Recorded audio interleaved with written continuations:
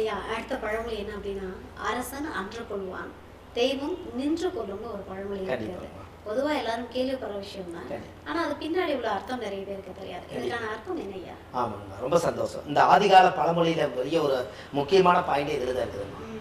அதாவது பாரம்பரிய திருவள்ளுவர் குல வம்சம், பிரசன்ன ஜோதிடர் சுப மாரிமுத்து, திருப்பூர்ல இருந்து இந்த பதிவு உங்களுக்காக. இப்ப பாத்தீங்கன்னா, அரசன் அன்று கொள்வான் தெய்வம் நின்று கொள்ளுன்னா என்னன்னு கேட்டீங்கன்னா, ஒரு வீட்டுல பயங்கரமான ஒரு பொறாம பிடிச்சவங்க யாரோ ஒருத்தர் இருப்பாங்க. அவர் எந்த தீங்கும் செய்யாதவரை இந்த அம்மா சாபம் கொடுத்துக்கிட்டே இருக்குங்க. இந்த சாபம் கொடுத்து கொடுத்து கொடுத்து அவங்கள பார்த்தாலே இவங்களுக்கு ஒரு வயிறு எரியும். ஏதாவது கெடுதல் பண்ணிக்கிட்டே இருப்பாங்க.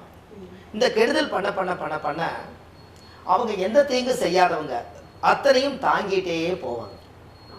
இந்த தாங்கிட்டே போனதுக்கப்புறம் கடைசியில் பார்த்தீங்கன்னா, என்னைக்காவது ஒரு நாள் இந்த சாபந்தத்தை மேலே சம்மந்தமே இல்லாதவங்களுக்கு தேவையில்லாம முரண்பாடாக பேசுறது, தேவையில்லாமல் பிரச்சனையை உருவாக்கி விட்டுறது, ஒரு குடும்பத்தை கெடுக்கிறது, ஒரு குடும்பத்தை பழி வாங்கிறது, ஒருத்தருக்கு வந்து பொறாமத்தனம் பண்ணி ஒரு கல்யாணத்தை தடுத்து நிறுத்துறது, தொழில் செய்ய விடாமல் ஏதாவது தடுதலை பண்ணுறது, இப்படி ஏதாவது ஒரு குடும்பத்துக்குள்ளே இந்த மாதிரி வஞ்சகம் உள்ள குடும்பங்கள் இருக்கும்.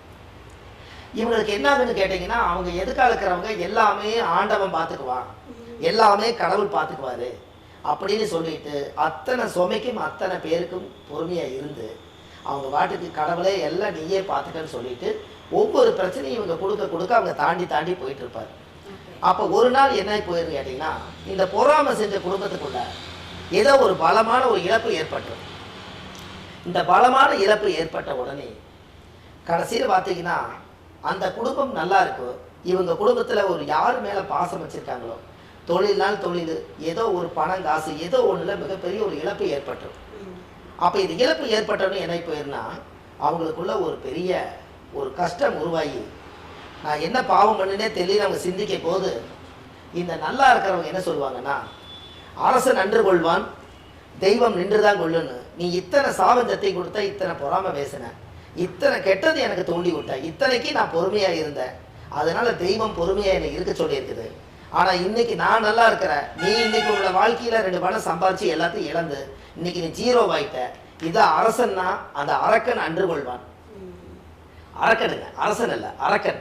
அரக்கன் அன்று கொள்வான். அரக்கன் வந்து யோசிக்க மாட்டான் இல்லைங்களா, ஒரு உயிரோட மதிப்பு என்னன்னு தெரியாது, அவனுக்கு தேவையான பொருள், அதனால அரக்கன் அன்று கொள்வான் தெய்வம் நின்று கொள்ளும். அரசன் கிடையாதுங்க, அரக்கன் அன்று கொள்வான். அரக்கனுக்கு வேலை என்ன, உயிரோட மதிப்பு தெரியாது, அடிக்கிறது, அவங்கள பொறிச்சு துன்புறுத்துறது, வன்முறை பண்றதுன்னு வேலை. அவன் சொன்னா கேட்க மாட்டான். இப்ப அந்த குடும்பத்துக்குள்ள அரக்கன் உள்ள போனதுனால அன்னைக்கே எல்லா வாழ்க்கையிலும் சம்பாதிச்சு வச்சதெல்லாம் பூரா போச்சு.